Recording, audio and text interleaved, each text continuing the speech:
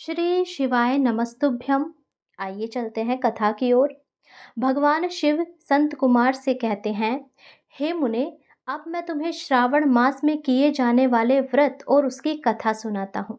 प्राचीन काल में शिप्रा नदी के रमणीय तट पर उज्जैनी नामक एक सुंदर नगरी थी।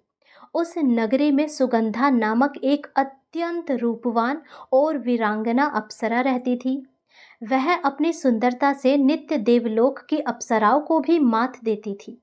वह अपने एक एक कदम से हाथियों और हंसों की चाल का उपहास करती थी। एक दिन सुगंधा कटाक्षों और बोहों के इशारों से काम बाण छोड़ती हुई क्रीड़ा करने के विचार से शिप्रा नदी के तट पर गई। उसने वहां ऋषियों द्वारा सेवित मनोरम नदी को देखा। उस स्थान पर कई विप्र यानी कि ब्राह्मण ध्यान में लीन थे। कई जप कर रहे थे, कई भगवान शिव की पूजा कर रहे थे और कई भगवान विष्णु की पूजा में तल्लीन थे।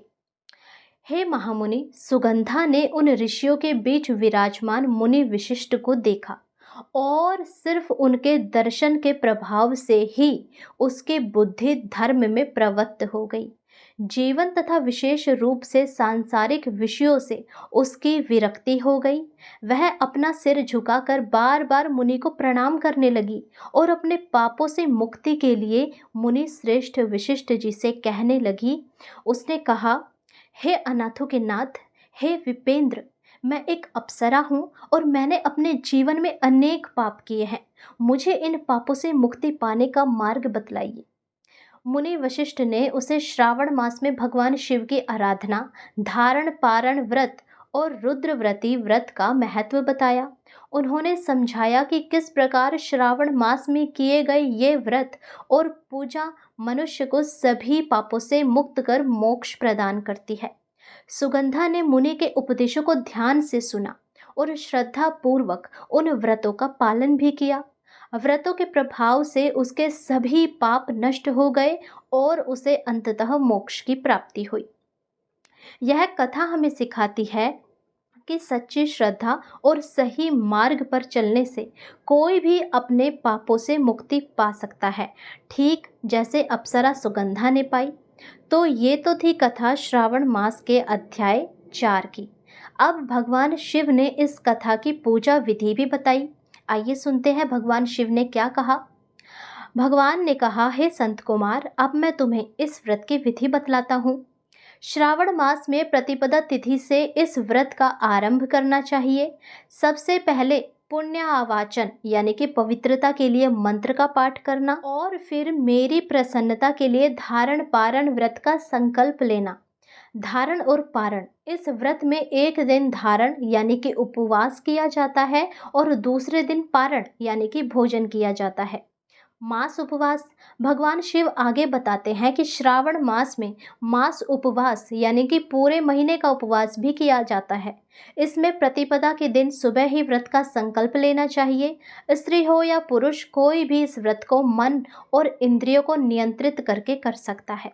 पूजा विधि, अमावस्या तिथि को लोक कल्याण करने वाले वृषध्वज शंकर भगवान शिव की षोडश उपचार यानी कि 16 प्रकार से पूजा अर्चना करनी चाहिए और इसके बाद अपनी क्षमता के अनुसार वस्त्र और अलंकारों से ब्राह्मणों को पूजन करना चाहिए। उन्हें भोजन कराकर प्रणाम करके विदा करना चाहिए। इस प्रकार से किया गया मास उपवास व्रत भगवान शिव को अत्यंत प्रसन्नता प्रदान करता है। रुद्रव्रती व्रत, भगवान शिव संत कुमार को लक्ष्य संख्या परिमित रुद्रव्रती व्रत का भी विधान बताते हैं। इसमें कपास के 11 धागों से बत्तियां बनानी चाहिए, जिन्हें रुद्रव्रती कहा जाता है। ये बत्तियां भगवान शिव को अत्यंत प्रिय है। व्रत का संकल्प श्रावण मास के पहले दिन से लेना चाहिए कि मैं श्रावण मास में भक्ति पूर्वक देवताओं के देव गौरीपति महादेव का इन 1 लाख संख्या वाली बत्तियों से निराजन यानी कि आरती करूंगा। फिर महीने भर प्रतिदिन शिवजी का पूजन कर 1000 बातियों से निराजन करके और अंतिम दिन 71,000 बातियों से निराजन करें। एक अन्य विधि यह है कि प्रतिदिन 3000 बातियां आदर पूर्वक अर्पण करें और अंतिम दिन 13,000 बातियां समर्पित करें, या फिर एक ही दिन सभी 1 लाख बातियों को भगवान शिव के समक्ष जलाना चाहिए। भगवान शिव कहते हैं कि इस प्रकार से उद्यापन व्रत का समापन संपन्न करने से मनुष्य ब्रह्म हत्या आदि बड़े बड़े पापों से भी मुक्त हो जाता है। इसमें कोई संदेह नहीं। इसलिए यह महाव्रत अवश्य करना चाहिए। वैसे तो सबकी अपनी अलग अलग विधि होती है, और भगवान ये तो कतई नहीं कहते कि तुम मेरी पूजा सिर्फ और सिर्फ ऐसे ही करो। भगवान ने सिर्फ ये बतलाया है कि मुझे कौन सी चीज़ कितनी प्रिय है, और जैसा कि शास्त्रों और वेदों पुराणों में वर्णन है कि ऐसे पूजा करनी चाहिए। वैसे देखा जाए तो एकादशी के व्रत में भी बहुत सारे ऐसे नियम हैं जिनका पालन एक साधारण मनुष्य तो कर ही नहीं सकता। तो मैं आपसे ये बिल्कुल नहीं कह रही हूँ कि आपको बिल्कुल ठीक ऐसे ही पूजा करनी है जैसे मैंने बताया।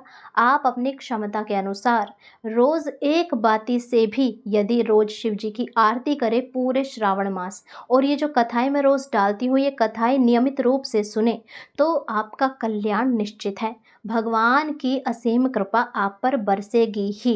इसीलिए आप रोज़ भगवान शिव का ध्यान अवश्य करें। उपवास नहीं भी होता तो कोई बात नहीं, बस भगवान का नाम जप करें और तामसिक पदार्थों से दूर रहे। शिव जी का रोज अभिषेक करें, इतना ही बहुत है भगवान शिव के लिए। सारी समस्याओं का हल एक लोटा जल। आप सिर्फ एक लोटा जल से भी श्रावण के महीने में भगवान शिव को प्रसन्न कर सकते हैं। कथा अच्छी लगी हो तो चैनल को अभी सब्सक्राइब करें। पिछले 3 अध्याय नहीं सुने हैं तो इसके बाद वो भी अवश्य सुने, जिससे कि आपका उद्धार हो, आपके मन में शिव जी की भक्ति की ज्योत जले। और हमारे साथ इस शिवमयी यात्रा में चलने के लिए अभी सब्सक्राइब करें, और रोज़ हम कथाएं डालते हैं वो कथाएं आप अवश्य सुनें। हरे कृष्णा, राधे राधे, ओम नमः शिवाय।